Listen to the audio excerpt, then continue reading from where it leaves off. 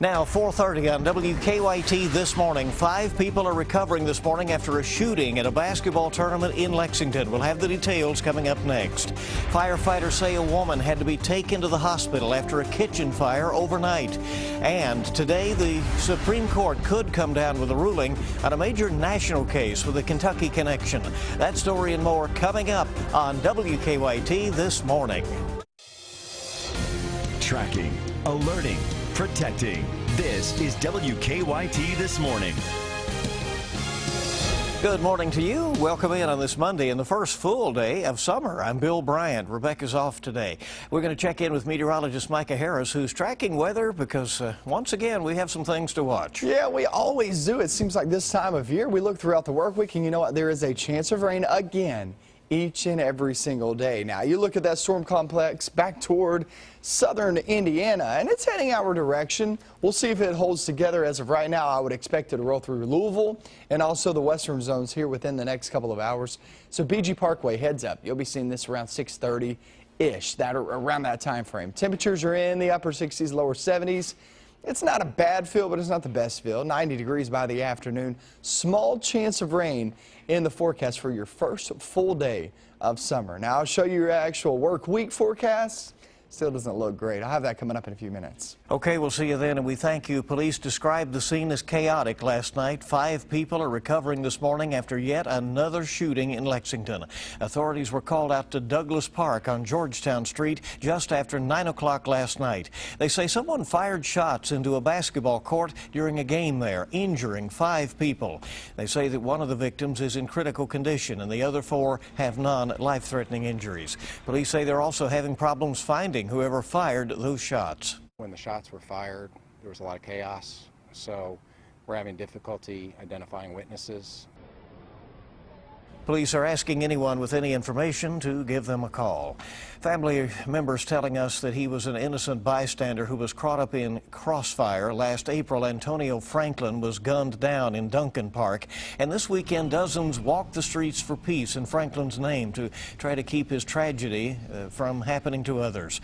Franklin's mother, Anatel, started the walk to honor her son's memory.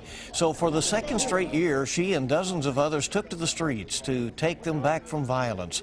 Franklin says she's hoping the city comes closer to stopping the violence and that will help her heal.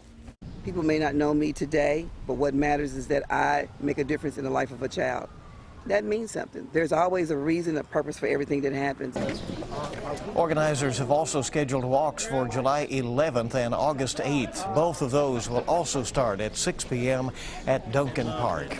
In Scott County, sheriff's deputies are investigating a shooting and a standoff in the Stamping Ground community. Deputies say a man was renting a home on Bonds Pike and shot the landlord in the arm during an argument.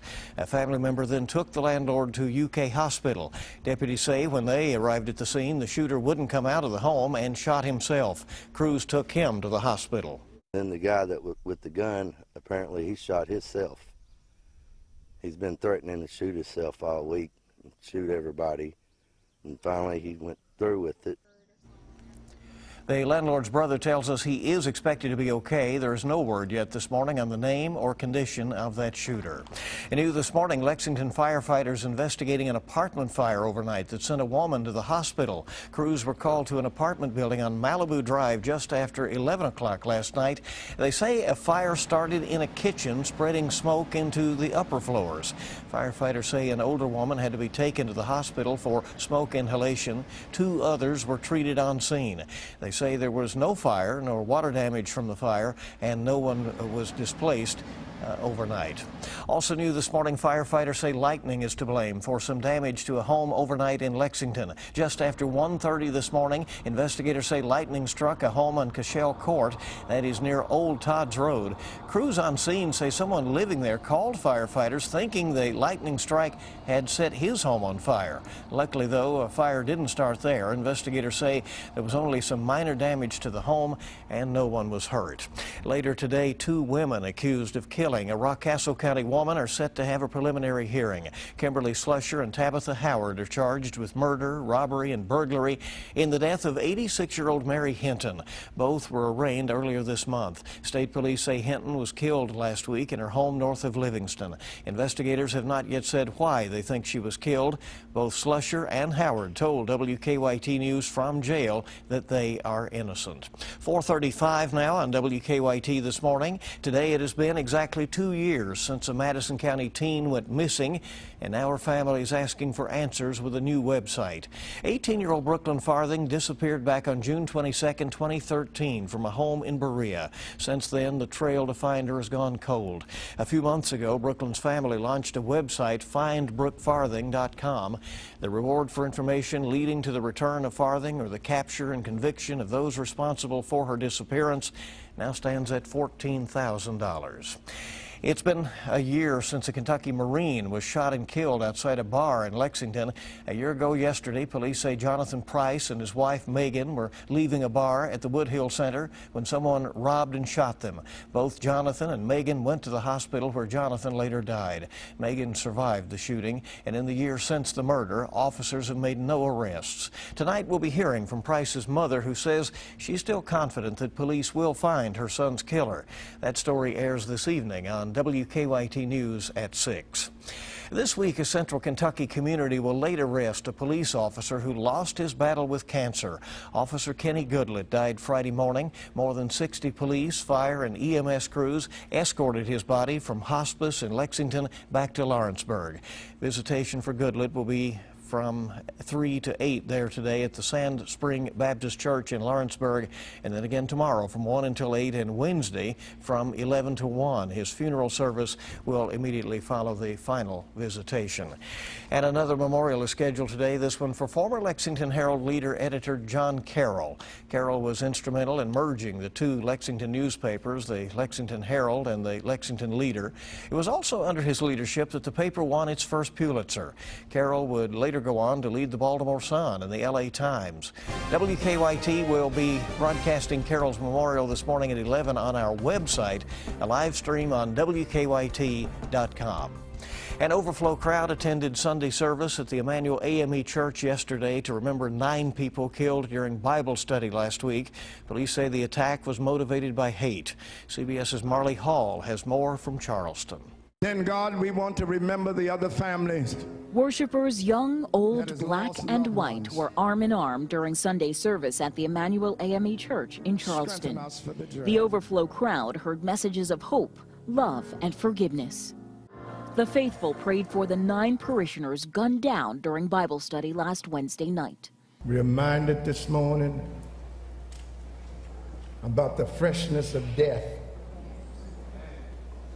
comes like a thief in the night. Sunday service here at EmanuelAME has ended, but the praying has not.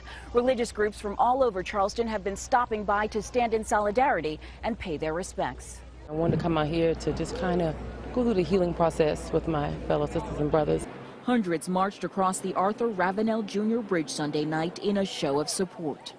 Marley Hall, CBS News, Charleston.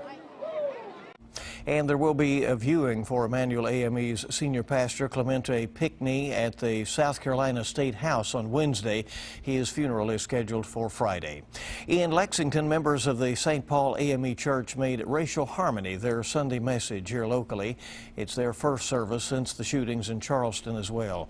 Church leaders say they are thankful for the outpouring of support from the community.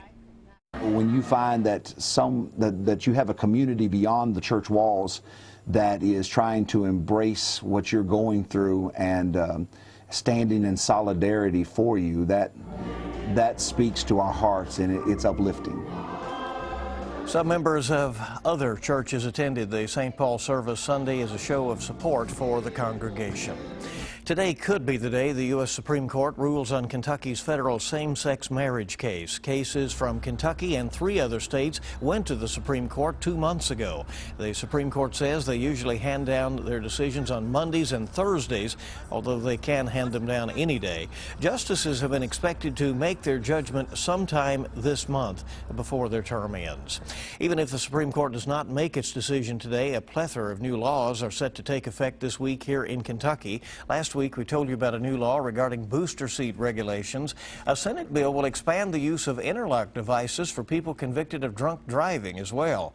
And another bill will end phone companies' obligations to provide landlines to their customers so long as they provide wireless or internet phone services.